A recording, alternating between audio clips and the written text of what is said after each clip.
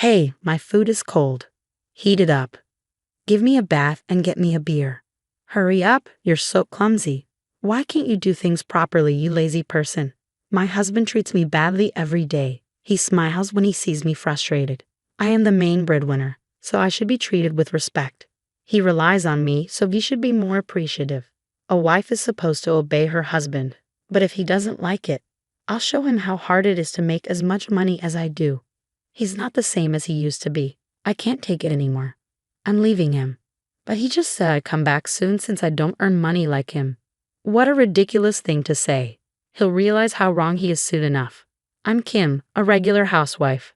I've been married for 5 years. My daughter, Sarah, is still a handful, but I'm happy being a mom. My husband, Bill, and I met at work. He worked in sales, and I was his assistant. He was the one who chased after me, and I gave in because I liked how he treated me. He promised to make me happy for life. After he proposed, he asked me to quit my job and become a housewife. My mom was a housewife, and my dad worked. I wanted to have the same kind of family. He wanted me to support him as a traditional wife, and I believed his promise to support me, so I quit my job. But looking back, those were just empty words. Bring me a beer. Bill always sits in front of the TV, giving me orders with just a gesture. If I'm slow, he slams the table. Soon after we married, I saw his true nature. He treated me like a servant, even though workplaces don't expect women to serve drinks anymore. In his family, the wife was supposed to quietly obey her husband. I didn't know much about his parents, but it seemed normal to him that a wife should serve her husband like a slave. Why is my dinner cold? You should always have hot meals ready for me, no matter how late I get home. You should know that by now. I can't help when I'll be home. Why don't you get it? I'm the one who earns the money. I should be treated well. He would remind me constantly that I was just a housewife. He made the money, so he was the boss. He treated me like I was dependent on him, even though I took care of everything at home. He even wasted money on gambling. Did you gamble again? I told you to stop. Mind your business. It's my hobby. Sarah is still young. We need money for her care and for her education. I can't even buy her toys if you keep losing money. You need to manage things better. You're the one who stays home, so you should make sure we don't run out of money. Shut up. I can spend my money however I want. Don't tell me what to do. You're just a housewife. He yelled at me every day, and I didn't want Sarah to hear us fight. I tried to be patient, but one thing pushed me too far. I came home one day and noticed my closet was open. I had closed it before leaving. I checked and realized one of my bags was missing. It wasn't expensive, but it was special to me because my mom had given it to me when I got my first job.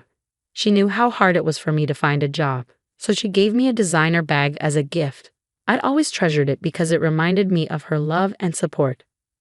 When I asked Bill about the missing bag, he casually said, "Oh, that bag. I sold it online." Why? Because you think I spent too much for a housewife. It was a designer bag. Worth a lot. You're wrong. Anything bought with my salary belongs to me. A housewife has no say. If I want to sell it, I will. You're awful. I have my own life too. What life? You made me stay home with Sarah while you went out to meet your friend. You bought more things we don't need, didn't you? I met my best friend from college. It was important. You don't make any money, so you have no right to argue. If you don't like it, show me you can make half of what I do. I bet you can't. I was done arguing. He just said, "Let's see if I can win tomorrow's game with the money from the bag sale."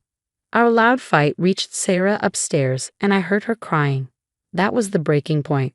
I put up with so much, hoping it would get better, but it wasn't.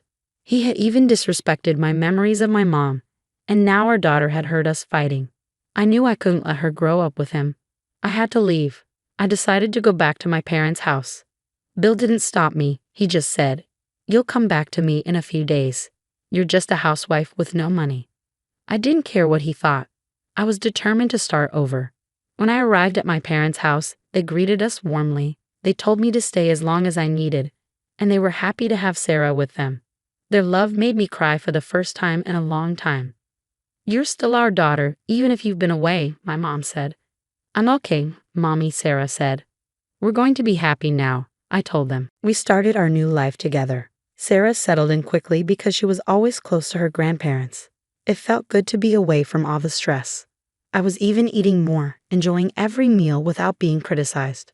I started to smile again, and my friends noticed how much better I seemed. But then, one day, I got a call from an unknown number. I was nervous but decided to answer. "Hello, is this Kim?" I was shocked to hear the voice. It was my mother-in-law. She continued, "Sorry to call you out of the blue, but I needed to talk about you and Bill." "Hi, what's wrong?" "I need to tell you something about your safety. Also, I want to apologize. Bill came to see us last night." Here's what she told me. Bill visited his parents late at night to talk about what happened. They found out that I had taken Sarah and left, and Bill said this. "Kim left and didn't even come back to clean the house. It's a total mess now." "But Bill, she moved in with her parents, right? You'll have to clean yourself." "She left on her own. She should at least come back and clean while I'm at work. After all, she's a housewife, and that's her job." "That's ridiculous. She couldn't even do the chores right when she was living with you. She made excuses, like saying Sarah was too young. The reason she went back to her parents is because she couldn't handle things. She's going to learn from her mom and change her attitude towards you. And yet, she's been gone for over a month now." "Wait, have you thought about why she left?" "Huh? What do you mean?" "I'm saying it's because of you. If you keep thinking she left because of her, she's never coming back. She's hurt by the way you treat her." "Oh, whatever. A wife should obey her husband. She's supposed to support me, right? You and Mom were like that too." "Well, I've never been treated badly by your father. I respect him, and I've always cared for him with love. I love your mom, and I never thought she was below me. I wouldn't have a life without her. If I made you think a husband is better than a wife, I'm sorry. You need to apologize to Kim, and while you wait for her forgiveness, think about what you've done." Bill's parents told him off, but he didn't listen. He still thought he was right. It could have ended there, but then he said he was coming to see me. This made my parents worried. "I'm glad you let me know. We've always worried Bill might treat you badly. We should have realized sooner. Whatever happens, we'll support you," my mom said. "Thanks. I'll come by with Sarah once things settle. Be careful with Bill. He might do something if he gets too worked up." Soon after, my mother-in-law's warning came true. I was out one day, leaving Sarah with my mom, when I ran into Bill on the street. "Hey, Kim." "Oh no, Bill." He looked a mess. His shirt was worn, and his suit was wrinkled. I used to take care of his clothes, but now he looked unkempt. "What are you doing here?" That's my question. What are you doing out here in the middle of the day, leaving Sarah alone? And look at you, all dressed up. Don't tell me you're meeting some guy. You look like an Avon sales lady. "I'm just meeting a friend. It's none of your business." "It is my business. I'm your husband. You probably bought those clothes with my money. Don't talk back to me." He was back to his usual behavior, but I didn't have to take it anymore. "I bought these with my own money. My makeup and shoes too. How can I spend your money when we're not even together anymore?" "Well, wait, you were wasting money. That's why I got this stupid bill in the mail." He waved a paper in front of me. "Credit card payment. It wasn't paid from my account. This never happened before you left." "All right, I got it." There wasn't enough money in his account, and the bank couldn't process the payment. Bill blamed me for spending all the money. His narrow-minded thinking was almost pitiful. What's wrong? I just couldn't help but feel sorry for him. He's so stupid. Stupid? How dare you? Yeah, you bring home the money, but you're too dumb to track your spending. I swear I never touched your money. Even if I wanted to, you don't make enough to do that. It seemed like Bill still didn't understand, so I explained. Your salary was never enough. It wasn't an issue for us to live on $4,000, but it became impossible because of your gambling. My gambling? You were the one losing big sums, and then you had to gamble again the next week. No money left in the account. I was covering the shortfall. What do you mean covering it? How could you make that kind of money? You're just a housewife. Stop saying vulgar things. I worked a normal job. You thought I was just a housewife, but I was doing freelance work. My best friend from college helped me get into translation consulting. I worked from home, balancing it with household chores. I even went out for business meetings. My stupid husband never knew. Can you really make that much money doing that job? Finally, Bill seemed to believe me, looking pale and shocked.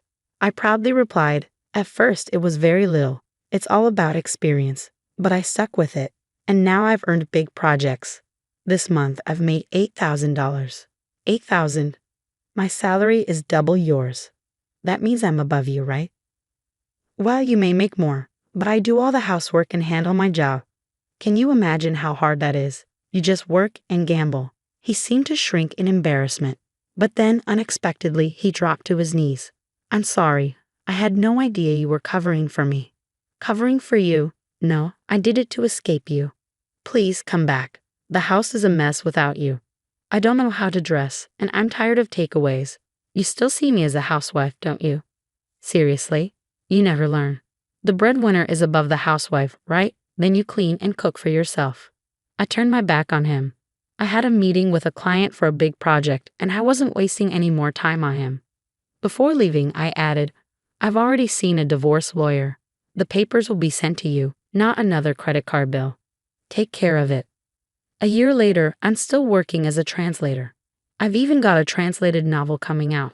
Sarah has adjusted well to kindergarten, and my parents help with her. When I visited my ex-in-laws, they told me Bill still hadn't changed. He said he was glad to be rid of his useless wife, which made them cut ties with him. Rumors say he still has a gambling problem and owes money to loan sharks. But that's no longer my concern. Now with my parents and Sarah, we have our own family.